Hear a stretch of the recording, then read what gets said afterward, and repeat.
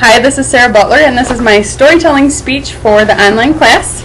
Let me go ahead and show you my audience members here.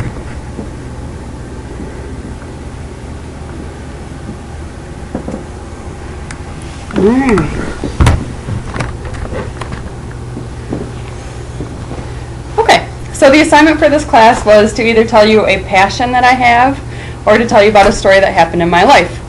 And I have no passions right now because they're naps and nobody wants to hear about that.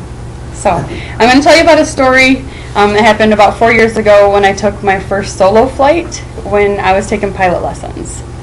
So 4 years ago, my husband and I, Bill, decided to take pilot lessons. So we got all signed up and we went to the local airport, purchased everything that we needed to. We logged lots of hours with our instructor. His name was Tim. So he was with us all the time. Sometimes my husband and I, his name is Bill, would go together, and sometimes we would go separately, so we kind of learned at different paces. After about 50 hours of flight, Tim decided that I was proficient enough to take my first solo flight, so we scheduled the date for that. It was December 28th of 2010.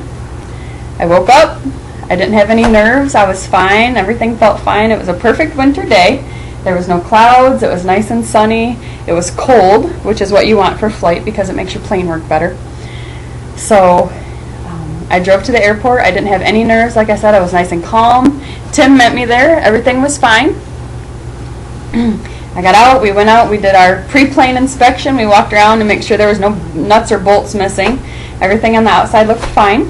So we hopped in the plane, we taxied out to the little fuel area where we filled the plane up with fuel. This is where Tim got out of the plane and said, "You're on your own." So he was on the ground on the radio. I could hear him and I could see him, but I was in the plane by myself. So I taxied out to what's called the run-up area, which is where you rev the engine and look at all your dials and all your meters and make sure it's going to work mechanically. So I went out, I did my run-up, everything looked great, the dials were fine, there was enough, everything was perfect. I was still not nervous. Okay, everything was going just fine. So I taxied out to the end of the runway. I stopped where you're supposed to stop, and I radioed on the radio, Lenawee County, 737 Echo Tango, ready for takeoff, runway 23, Lenawee County. And as soon as I stopped the radio comm is when my nerves hit. I got hot and sweaty, and my palms got sweaty, and my mouth went dry, and I was scared. Like I started crying, and I radioed to Tim, "Tim, I can't do this, come and get me. And he settled me down. "Sarah, you're fine, you've done this lots of times before. I need you in here, come get me. I freaked out. He proceeded to calm me down. Everything was fine after that. I was like, okay, I'll do it. So I sat there on the end of the runway. I pulled that throttle out. I got up to speed, and I held onto that yoke, and as soon as I got to the speed I needed to, I pulled back on the yoke and took off. And I was flying solo. And I was a little scared, but not too bad at that time. It was fine. There was no traffic. Life was great at that point.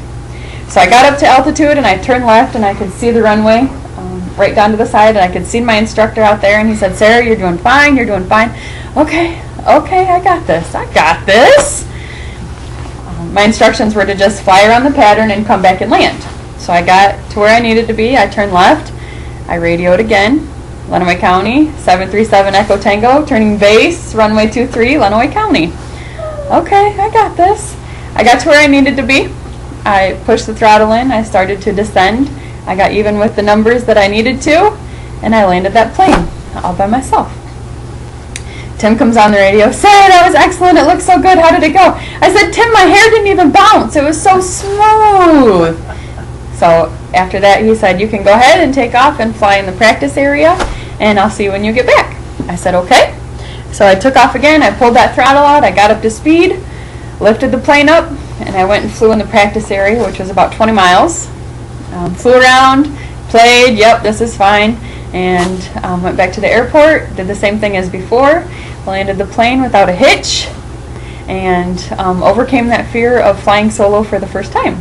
So thank you guys for listening. I appreciate it, and I'll probably see you next time for my next speech. Why didn't you get your pilot's license?